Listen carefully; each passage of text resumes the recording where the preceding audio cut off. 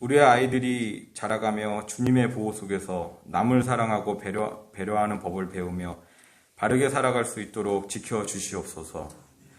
청년들이 사회 구성원으로 성장해가며 이웃에게 봉사하며 자신들이 꿈꾸는 희망을 가지고 삶의 목표를 가지고 원하는 직장과 가정을 꾸리며 살아갈 수 있도록 허락하여 주시옵소서. 연로하신 부모님들의 건강과 정신과 육체를 허락하여 주시옵고 주님 안에서 평안을 허락하여 주시옵고 하루하루가 늘 행복한 날이 될 수 있도록 허락하여 주시옵소서. 사랑의 주님, 봄과 함께 찾아오는 5월에 남은 하루하루를 가정의 소중함을 통해 주님께 감사하게 하는 시간이 되게 하여 주시옵소서. 비록 하나님 나라에 먼저 떠나 함께하지 못한 가족들이 있거나 멀리 떨어져 있어 자주 만나볼 수 없는 가정이 있는 성도들에게도 주님의 사랑과 위로로 어루만져 주시옵소서. 샤론 성가대의 찬양을 기뻐 맞이하여 주시며 성가대원들과 그들의 가정에도 행복을 내려 주시옵소서. 이경재 목사님과 그 가정에도 회복과 치유를 하심을 믿습니다. 목사님의 건강을 허락하여 주시옵고 말씀을 통해 오늘 예배에 참여한 모두가 은혜 받는 귀한 시간이 되게 하옵소서. 이 모든 말씀 우리 주 예수 그리스도 이름으로 기도드리옵나이다. 나으시고 길러주신 어머니의 큰 사랑, 바다보다 넓으시고 산보다도 높은 사랑, 하나님을 경외하신 어머니의 크신 사랑, 내게 주신 크신 은혜 하나님을 찬양하세. 주님 은혜 감사하며 영광 찬양 할렐루야.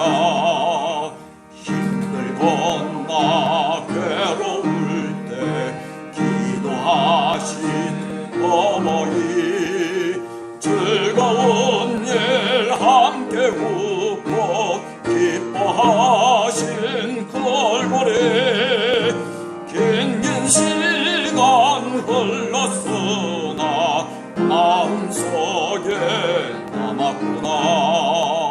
내게 주신 크신 은혜 하나님을 찬양하세. 주님 은혜 감사하며 영광 찬양 할렐루야. 재미있게 가르치신 귀한 성경 말씀이 기쁜 노래 찬양하며 예배 드린 그 시절이 지금 와서 생각하니 어찌 평생 잊으리까. 내게 주신 크신 은혜 하나님을 찬양하세. 주님 은혜 감사하며 영광 찬양 할렐루야. 내 아들아, 나의 법을 잊어버리지 말고 네 마음으로 나의 명령을 지키라. 그리하면 그것이 네가 장수하여 많은 해를 누리게 하며 평강을 더하게 하리라. 인자와 진리가 내게서 떠나지 말게 하고 그것을 내 목에 매며 내 마음판에 새기라. 그리하면 내가 하나님과 사람 앞에서 은총과 기중이 여김을 받으리라. 너는 마음을 다하여 여호와를 신뢰하고 내 명철을 의지하지 말라. 너는 범사의 그를 인정하라. 그리하면 네 길을 지도하시리라. 스스로 지혜롭게 여기지 말지어다. 여호와를 경외하며 악을 떠날지어다. 이것이 내 몸에 양약이 되어 내 골수를 윤택하게 하리라. 내 재물과 내 소산물의 처음 익은 열매로 여호와를 공경하라. 그리하면 내 창고가 가득히 차고 내 포도즙 틀에 새 포도즙이 넘치리라. 아멘. 아멘.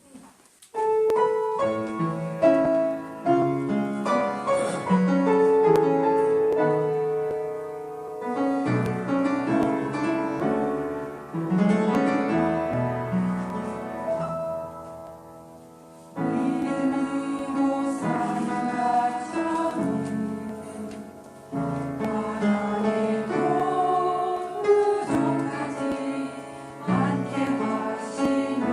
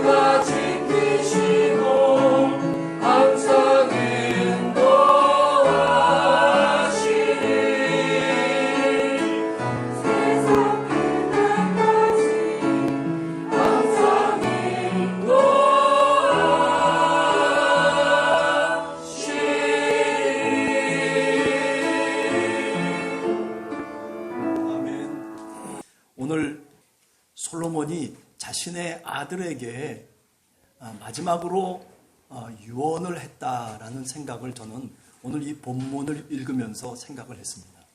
마지막 내가 남길 수 있는 유언이 도대체 뭘까?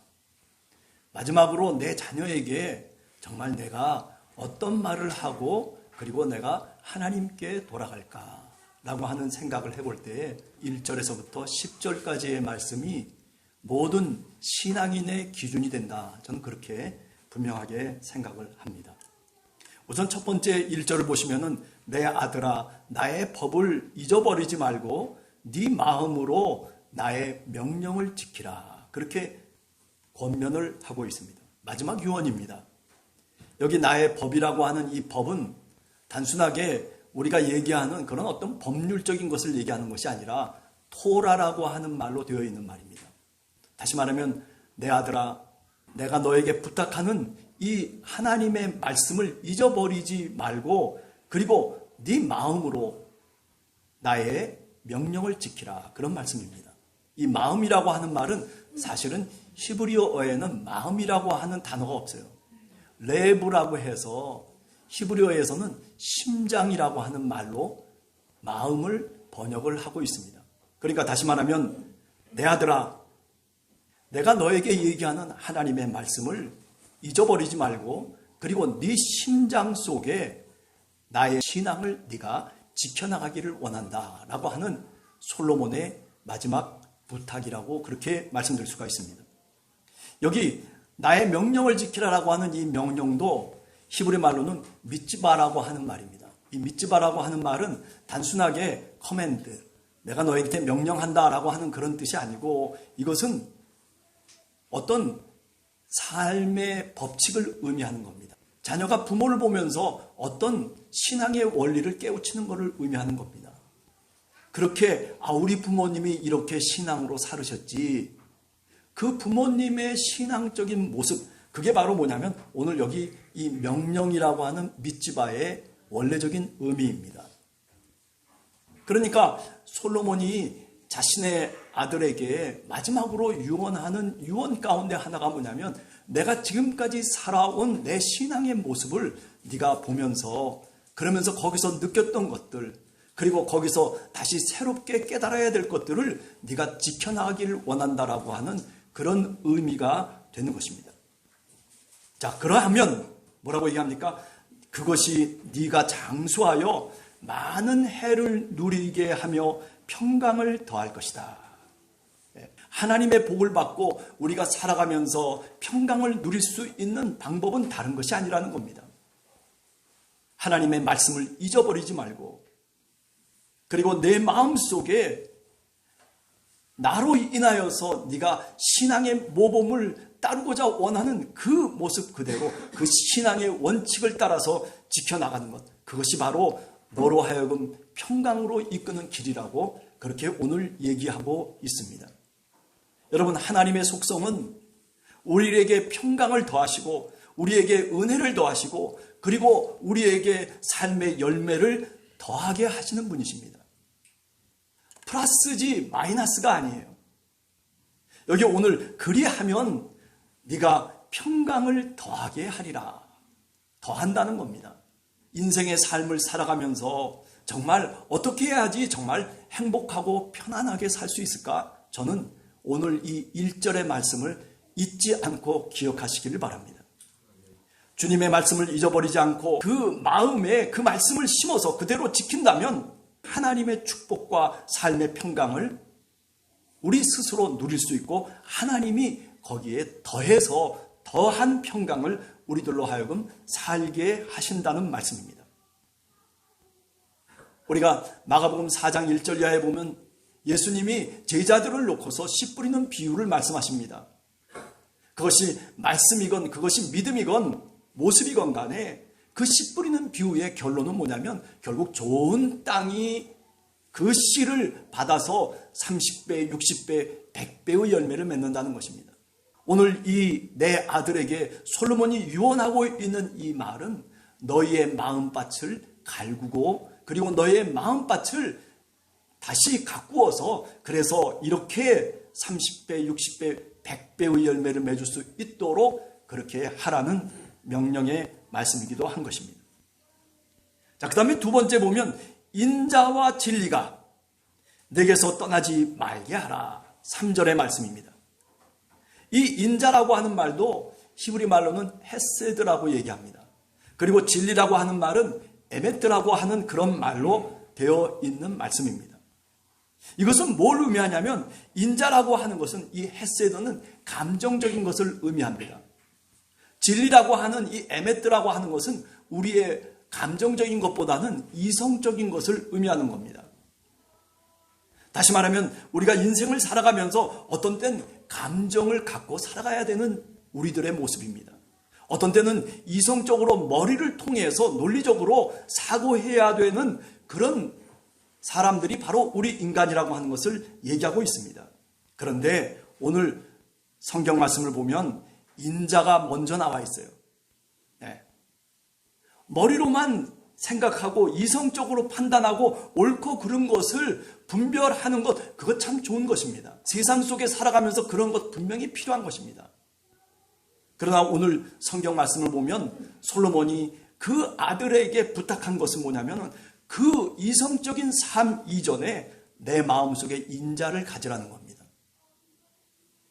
그래야면 내가 하나님과 사람 앞에서 은총과 귀중히 여김을 받을 것이라고 그렇게 얘기합니다.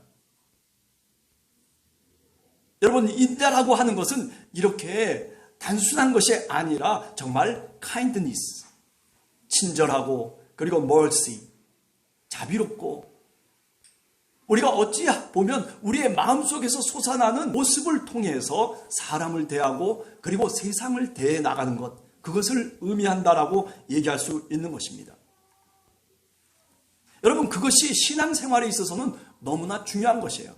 성경 말씀을 우리가 막 읽고 성경 말씀을 깨닫고 그리고 성경 속에서 뭔가 새로운 진리를 깨닫는 것도 필요하지만은 그러나 기도가 중요한 거예요.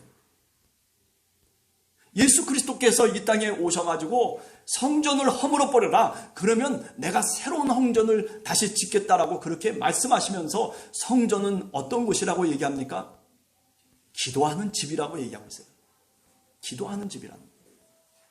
여러분, 기도라고 하는 것은 그저 단순하게 내 머리로 하는 것이 아니라 내 마음으로 하나님께 나를 드리는 거예요. 기도라고 하는 것은 머리로 하나님의 말씀을 받는 것이 아니라 마음으로 하나님의 뜻을 내가 느끼는 것을 의미하는 것입니다.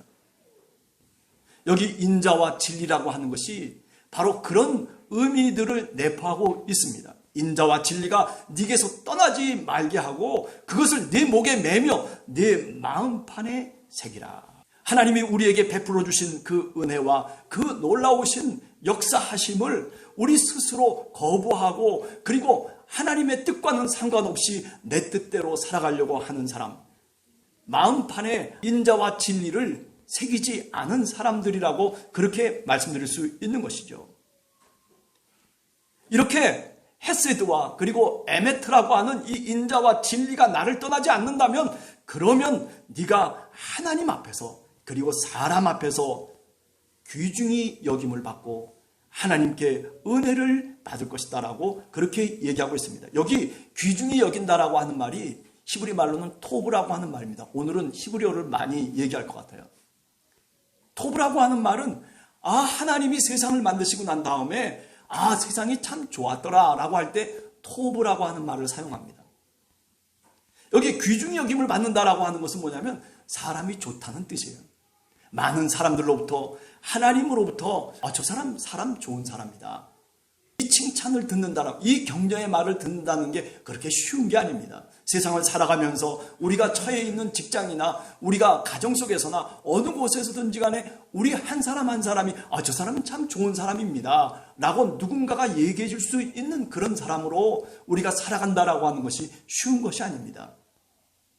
더군다나 하나님 앞에서는 더욱더 그렇습니다. 내 백성이고 내 자녀야 라고 하는 그런 음성을 듣고 그런 믿음을 하나님이 우리에게 베풀어 주신다라고 하는 것은 이건 커다란 은혜인 것입니다. 이것은 세상에서 어떤 명예와 그리고 어떤 지위를 얻는 것보다도 더 큰 의미와 가치를 갖고 있다라고 그렇게 말씀드릴 수가 있습니다. 여러분, 그렇기 때문에 우리가 인자를 갖고 우리가 정말 다정다감한 사람으로서 사실은 살아가야 됩니다. 신앙인은 너무 이성적인 판단과 분별을 통해서 살아가려고 하는 것보다는 오히려 먼저 그것이 필요 없다는 얘기가 아니라 먼저 내 마음속에 깊은 느낌을 갖고 살아가는 것이 중요한 겁니다. 사람을 대할 때에도 목적으로 대하지 말고 그냥 사람이기 때문에 어떤 사람이든지 바보든지 천치든지 아니면 잘났든지 못났든지 그 사람을 대할 때 내 가슴으로 대할 수 있어야 된다라고 하는 말씀입니다. 예수 그리스도가 이 땅에 오셔서 살아가셨던 모습이 바로 그런 모습입니다. 예수님이 이 땅에 오셔서 어떤 사람들에게 하나님의 나라를 선포하고 있습니까? 그것은 그저 지식이 있고 저 대제사장, 제사장 아니면 율법학자 아니면 바리새파처럼 이성적으로 그저 머리를 갖고 하나님의 율법을 얘기하고 하나님의 율법을 가르치는 사람들을 통해서 예수님이 하나님의 나라를 선포한 것이 아닙니다. 예수님은 오늘도 힘들어하고 있는 사람들, 가슴을 치며 그리고 자기 가슴 속에 있는 것들을 내놓지 못해서 안타깝게 살아가고 있는 사람들, 그들을 찾아다니시면서 하나님의 나라를 말씀해 주셨습니다. 사랑하는 성도 여러분, 우리들이 예수 그리스도의 그 모습처럼 우리가 가슴으로 사람을 대하고 머리로만 사람을 대할 것이 아니라 우리 믿음의 공동체라고 하는 것을 통해서 우리가 늘 훈련받고 우리가 그렇게 인간답게 사람을 사람으로 여기면서 살아갈 수 있는 그런 세상이 바로 성경이 우리들에게 말씀하고 있는 겁니다. 그런데 오늘 우리의 세상은 돈으로 취급합니다. 사람을 지식으로 취급합니다. 그래서 판단하고 분별하려고 합니다. 우리 함께하는 교회 성도들 한 사람 한 사람 이렇게 기도의 마음을 갖고 그리고 하나님의 말씀을 묵상하면서 신앙과 이성을 통해서 균형 잡힌 그런 신앙인으로 살아갈 수 있는 우리 함께하는 교회 성도들 다 되시기를 간절히 주님의 이름으로 축원합니다. 5절에 또 말씀하고 있습니다. 너는 마음을 다하여 여호와를 신뢰하고 내 명철을 의지하지 말라. 너는 범사의 그를 인정하라. 그리하면 내 길을 지도하시리라. 내 명철을 의지하지 말라. 그 다음에 보면 또 뭐라고 얘기합니까? 스스로 지혜롭게 여기지 말라. 부정적인 언어를 사용하고 있습니다. 명철을 의지하면서 살아가다 보면 사람이 다른 사람을 업신여길 때가 많습니다. 나는 IQ가 높아, 나는 출신이 이래, 나는 저래, 이래서 다른 사람을 우습게 여길 때가 있어요. 아, 저 사람은 왜 저렇게 살아갈까? 그러나 마음을 다해서 여호와 하나님을 신뢰하고 그 하나님을 바라보는 사람은 그렇게 살아가는 사람이 아닙니다. 내 명철을 의지하지 말라는 이 말씀은 자기 부정을 의미하는 것입니다. 내가 어떤 때는 내 자신을 부정해야 될 때가 있는 겁니다. 하나님 앞에서는 나는 죄인이라고 하는 그런 의식 속에서 우리가 하나님 앞에 무릎을 꿇고 하나님을 바라보며 하나님의 도움을 구해야 마땅합니다. 그런데 스스로 하나님처럼 여기면서 아담과 하와가 마귀의 유혹을 받으면서 그때 생겼던 마음이 어떤 타락된 마음입니까? 우리가 하나님처럼 될 것이라는 것입니다. 아니, 내 눈이 밝아졌다라고 하는 것입니다. 그러나 그 밝아진 그 눈을 갖고 인간은 올바르게 살아가질 못하는 것이 바로 인간의 속성입니다. 내게 지식이 있죠. 내게 어떤 힘이 있죠. 내게 어떤 부가 있죠. 그러면 그걸 갖고서 내 스스로 만족하면서 살아가는 사람들이 아니라 그것을 통해서 다른 사람과 비교하고 그것을 통해서 다른 사람을 업신여기고 그리고 어떻게 보면 다른 사람에게 해를 입히면서 살아가기 쉬운 사람들이 누구냐면 바로 우리 자신들입니다. 오늘 우리가 살아가는 사회가 어떻습니까? 그저 권력이 있으면 그 권력을 갖고 국민을 위해서 말하자면 봉사하는 그런 권력이 아니지 않습니까? 오늘 우리가 살아가는 세계가 어떻습니까? 힘이 있으면 그 힘을 갖고 다른 사람을 쳐서 그래서 그 소유를 내 것으로 만들려고 하는 것이 오늘 우리가 살아가는 세계의 모습 그대로 아니겠습니까? 그것은 남의 이야기가 아니라 바로 우리들의 자신의 모습을 그대로 반영해주고 있다라고 그렇게 말씀드릴 수가 있습니다. 인간은 바로 그런 사람들입니다. 그렇기 때문에 내 명철에 의지해서는 안 되는 것입니다. 아니, 내가 살아가는 범사에 그를 인정할 수 있어야 돼요. 하나님의 뜻을 인정하고 하나님이 어떻게 우리를 인도해 가실지를 우리가 하나님 앞에 묻고 답을 얻는 그런 모습이 신앙의 과정이고 신앙인의 모습인 것입니다. 너는 범사에 그를 인정하라라고 하는 말도 이 인정한다는 말이 야다라고 하는 히브리 말로 되어 있습니다. 이것은 뭐냐면 안다라고 하는 뜻이에요. 인정한다라는 뜻도 있지만은 그러나 모든 것을 우리가 살아가면서 범사에 우리가 알아가는 겁니다. 하나님의 뜻을 알아가고 왜 우리가 미련하니까 우리가 하나님 앞에 명철하지 않은 사람이기 때문에 오늘도 우리는 더 주님의 뜻을 알기를 원합니다. 제가 70년 가까이 살아보면서 생각하는 게 뭐냐면 인간이 그렇게 똑똑한 존재들은 아닌 것 같아요. 자기 스스로 뭐 똑똑한 척 해도 사실은 나중에 보면 그것이 헛똑똑일 경우들이 많다라고 하는 거죠. 왜 그렇습니까? 결국 마지막 순간에 내가 붙잡아야 될 것을 붙잡지 못하는 인간, 그 모습을 우리가 스스로 깨달을 수 있는 거죠. 마지막 죽는 순간에 우리가 잡을 수 있는 것이 무엇이겠습니까? 마지막 종말의 순간에 우리가 정말 의지할 수 있는 것이 과연 무엇이겠습니까? 오늘 솔로몬은 자신의 아들에게 바로 그것을 깨달으라고 말씀하고 있는 것입니다. 내가 지금까지 살아보니 이것이 아니더라고 하는 그런 말입니다. 내가 지금까지 명철하다라고 내가 지혜롭다고 솔로몬이 그렇게 자기 스스로 여겼을는지 모르지만은 그러나 마지막 이제 유언으로서 이 솔로몬이 아들에게 말하고 있는 것은 자신의 삶과는 다른 것을 말씀하고 있는 것입니다. 그리하면 내 길을 인도하실 것이다라고, 여기 지도하실 것이다라고 하는 말은 형통케 하고 그리고 평탄케 하실 것이라고 하는 말입니다. 이렇게 여호와 하나님을 신뢰하면서 범사에 그를 알아가는 그 삶의 모습, 그 신앙의 모습, 그것은 우리를 실패로 이끌어가는 모습이 아니라 오히려 우리를 행복하게 그리고 복된 길로 인도하는 길이라고 하는 것을 오늘 성경은 말씀하고 있습니다. 어떤 경우에라도 하나님을 바라보며 하나님을 믿고 살아가게 되면 우리가 짜낸 어떤 지혜보다도 더 나은 결과를 얻게 됩니다. 모든 일을 할 때 우리는 하나님께 묻고 그리고 하나님께 기도하면 내 삶의 길이 올바르고 그리고 다른 길로 가지 않을 것입니다. 그런데 문제는 뭐냐면 우리가 그것을 하나님께 묻지 않는다는 것입니다. 아니, 기도하지 않는다는 것입니다. 내가 무릎을 꿇고 내 자신의 명철을 의지하지 않냐고 하나님의 지혜를 구할 수 있는 그런 신앙인이 실패하지 않는 신앙인이 된다는 것을 오늘 성경은 우리들에게 말씀하고 있습니다. 자, 그 다음에 또 뭐라고 얘기합니까? 그 다음에 스스로 7절에 보면 지혜롭게 여기지 말지어다. 여호와를 경외하며 악을 떠날지어다. 이것이 내 몸에 양약이 되어 내 골수를 윤택하게 하리라. 스스로 지혜롭게 여기지 말라는 말씀이죠. 그것은 바꿔서 얘기하면 하나님만이 우리의 지혜의 근본이라고 하는 것입니다. 잠언의 출발점이 뭡니까? 지혜라고 하는 게 뭐고 지식이라고 하는 게 뭐냐? 그것에 대한 답은 여호와 하나님을 아는 것이고 여호와 하나님을 경외하고 믿는 것이라고 그렇게 말씀하고 있습니다. 여기 오늘 내 몸에 양약이 된다는 것이죠.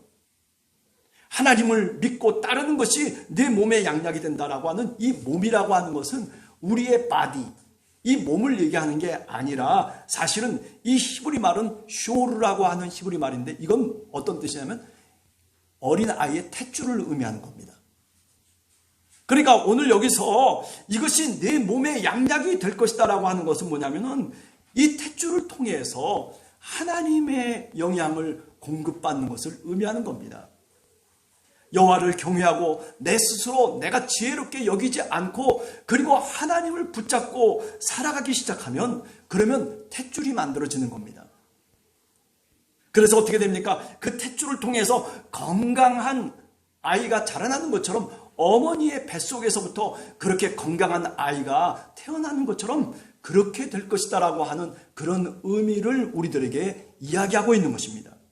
내 골수를 윤택하게 하리라. 더 뼈와 그리고 그 태아가 잘 자라나서 그래서 세상 속에 나올 때까지 그렇게 건강하게 모든 것을 유지하며 살아갈 수 있게 될 것이다 라고 하는 그런 뜻을 말씀하고 있는 겁니다.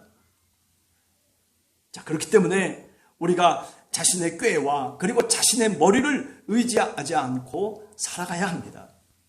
인간의 속성이라고 하는 것은 어차피 이기적이고 그리고 어차피 우리는 쾌락주의적인 그 쾌락의 길을 타락의 길을 택할 때가 많은 것이 우리들입니다.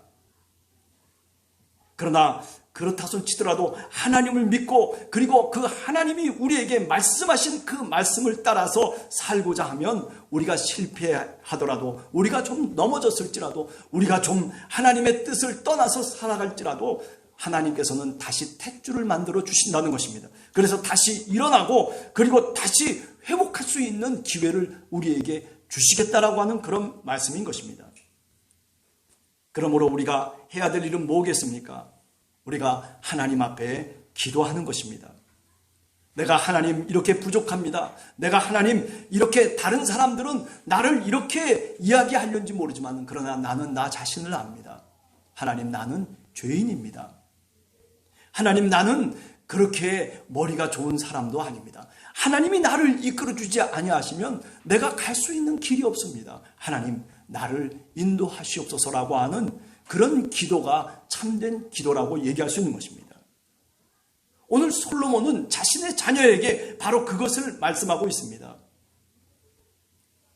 하나님의 말씀을 묵상하면서 하나님의 뜻을 깨달으면서 살아가는 그 인생이야말로 사실은 행복한 삶을 살게 됩니다.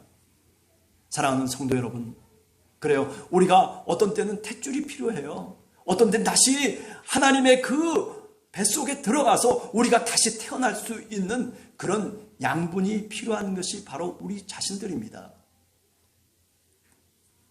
바라기는 우리가 기도하면서 하나님의 말씀을 묵상하면서 하나님의 말씀과 그 인자와 진리를 내 가슴판에 새기면서 살아갈 수 있는 여러분들이 되시기를 간절히 주님의 이름으로 축원합니다. 마지막으로 그죠? 9절에 보면 내 재물과 내 소산물의 처음 익은 열매로 여호와를 공경하라 그렇게 얘기하고 있습니다.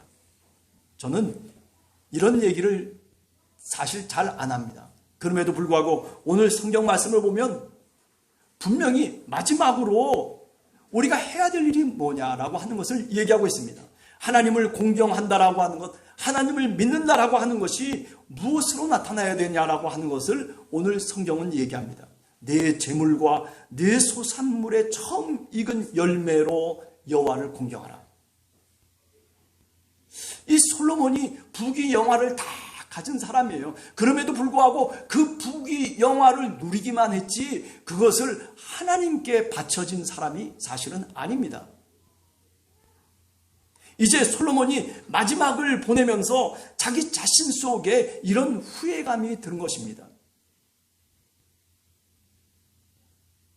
이렇게 많은 궁궐을 짓고 호화스럽게 살아가고 무엇 하나 부족함 없이 살았던 솔로몬이지만은 그러나 자신의 재물과 자신의 소산물로 여호와 하나님을 공경하는 법을 그가 알지를 못했습니다.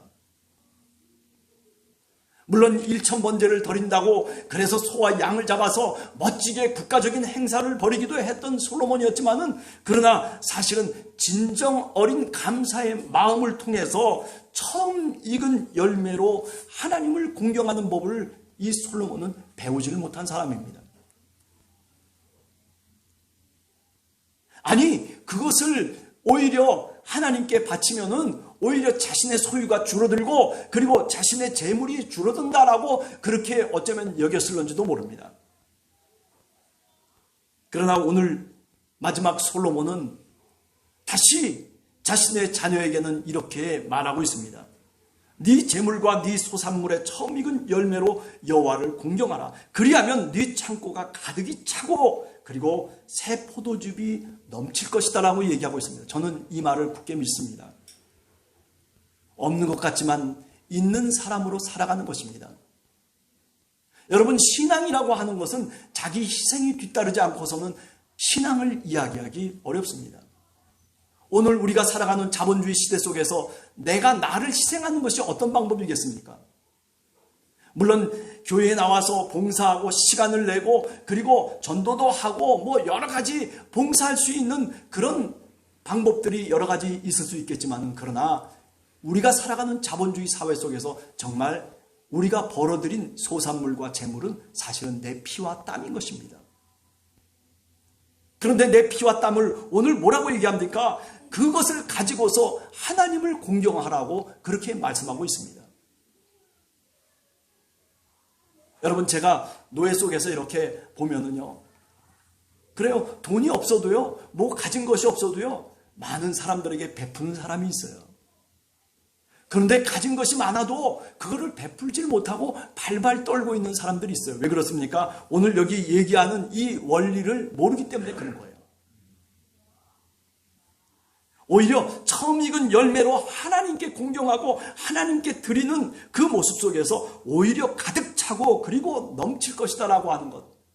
이것은 꼭 재물과 소산의 이야기뿐만 아니라 우리 가슴 속에 그런 기쁨과 그런 은혜를 이야기하고 있는 것입니다.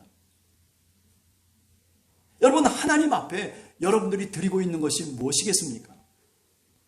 하나님 앞에 내가 진정으로 내가 희생하고 있는 것이 어떤 것이라고 생각하십니까? 그렇습니다. 우리에게 감사하는 마음이 우리에게 필요한 겁니다. 우리가 어떤 조건과 환경 속에서 어떤 문제에 부딪히더라도 우리가 하나님 앞에 감사하는 마음이 그렇기 때문에 필요한 것입니다. 하나님 감사합니다. 아니, 좀 내가 살아가는 삶 속에서 어려움이 부딪혀 오더라도 그것 때문에 벌벌 떨고 그것 때문에 그저 온 정신을 거기다가 집중하고 그리고 살아가는 것도 의미가 있을지 모르지만은, 그러나 하나님께 감사하는 마음으로 한번 그 사건을 한번 다시 보는 것입니다. 하나님 감사합니다. 이렇게 힘들어도 이렇게 없어도 하나님 감사합니다. 왜 그렇습니까? 그리하면 네 창고가 가득히 차고 그리고 네 포도즙 틀에 새 포도즙이 넘치리라고 그렇게 분명하게 말씀하고 있기 때문에 그렇습니다. 여러분, 풍요하게 살아가는 비결은, 우리가 행복하고 평강하게 살아가는 비결은 바로 마지막 이 장면 속에 있다는 것을 우리가 분명히 알아야 됩니다. 우리 자녀들에게 마지막으로 유언하고 싶은 것도 바로 이 5가지의 유언입니다. 하나님 앞에 이렇게 살아가기를 원하는 것입니다. 아니, 여러분들에게도 제가 만약에 유언을 한다면, 그렇다면 이 5가지의 말씀을 갖고 여러분들에게 유언을 하고 싶습니다. 결국은 뭡니까? 결국은 예배하는 신앙인이 되라는 것입니다. 예배하는 신앙인이 되라는 것입니다. 하나님의 말씀을 읽고, 그리고 우리가 예배 순서에 보면 기도하는 순서가 있잖아요. 찬양하는 순서가 있고 그리고 봉헌하는 순서가 있는 것입니다. 여러분, 그게 다 뭐냐면 내 삶에 농축되어 있는 신앙의 모습을 우리가 표현하고 있는 것입니다. 예배하는 신앙이 되라라고 하는 것입니다. 아니, 교회 생활에 충실한 신앙인이 되라. 그래요, 사회 속에서 내 역할을 감당하면서 살아가는 것도 중요한 일이죠. 그럼에도 불구하고 우리가 교회 생활 속에 교회라고 하는 이 터전 속에서 우리가 살아가는 것입니다. 마지막 죽음의 순간에 우리가 정말 붙잡을 수 있는 것은 교회라고 하는 이 터전이 너무나도 중요한 것입니다. 그리고 뭐를 의미하는 겁니까? 겸손한 신앙인이 되라는 것입니다. 그저 별것도 아닌데 그저 꼬리에 뿔이 나가지고 그래가지고 발버둥 치는 사람들이 많습니다. 뭐 사실 아무것도 아닌데도 불구하고 잘난 척하고 자랑하고 뭐 이렇게 살아가는 사람들도 물론 신앙인들 가운데 있습니다. 그러나 신앙인은 겸손한 것입니다. 내가 내세울 것이 없는 사람인데도 불구하고 하나님이 나를 붙들어 주셨습니다. 내가 정말 불쌍한 죄인임에도 불구하고 그런데 주님께서 나를 위해서 십자가에 달려 돌아가셨습니다. 내 죄를 용서해 주셨습니다. 내가 정말 이렇게 살아가겠습니다. 내가 저렇게 살아가겠습니다. 누가복음 19장에 보면 우리가 잘 아는 세리 삭개오가 나오지 않습니까? 삭개오가 그 예수 그리스도를 만나면서 그러면서 그 뽕나무에서 뛰어내려와서 그래서 자기 스스로 결단을 합니다. 나는 이렇게 살겠습니다. 나는 저렇게 살겠습니다. 이게 성령의 법이죠. 이 성령의 법을 따라서 살아가는 겁니다.